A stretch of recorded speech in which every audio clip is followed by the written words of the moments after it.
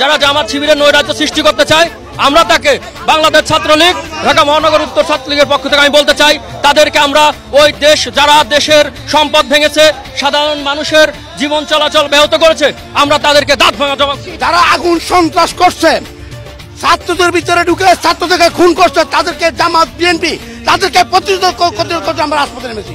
শেখ হাসিনার সরকার বারবার দরকার।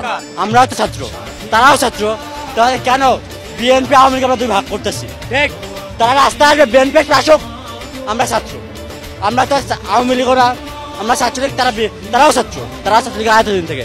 যদি কোনো বড় ভাই সমস্যা হয়, যেমন আমার বন্ধুদের যদি বলে উঠে সমস্যা হয়, সেটা কাছাকাছি আমরা ছাত্রলীগের বড় ভাইদের কাছে যাই।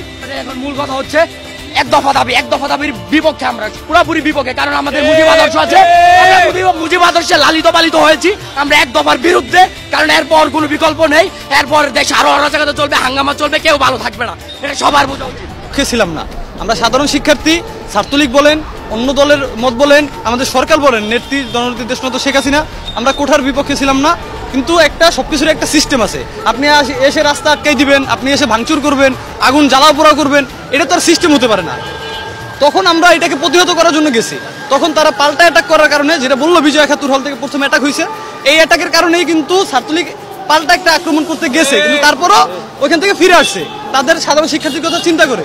আমরা তো মারামারি করতে আসি নাই। এখন তারা এই কোঠা আন্দোলনকে পুঁজি করে সরকার পতনের যে আন্দোলন করতে চাইতেছে, আমরা এটার বিপক্ষে, আমরা এইটার বিপক্ষে। এবং আমরা না, হাজার হাজার সাধারণ স্টুডেন্টের বিপক্ষে যারা কোঠা আন্দোলন করতেছে।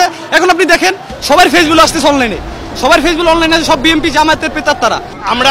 আমরা বনানী থানা আওয়ামী লীগের পক্ষ থেকে আমাদের ছাত্রলীগ, আওয়ামী লীগ, যুবলীগের লোকজন আমরা এই মহাখালীতে অবস্থান নিয়েছি এবং এখানে বিএনপি জামাতের অবস্থান নিয়েছিল, সেটা আমরা তাড়িয়ে দিয়েছি।